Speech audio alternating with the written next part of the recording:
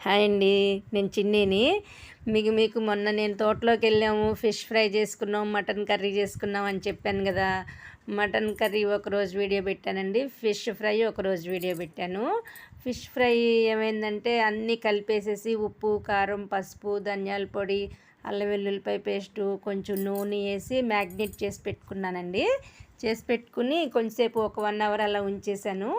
కట్టెల పొయ్యి పెట్టేసి, ఎలాగో కట్టెల పొయ్యి ఉంది కదా అని దాని మీదే పెట్టేసుకుని ఫ్రై చేసుకున్నామండి.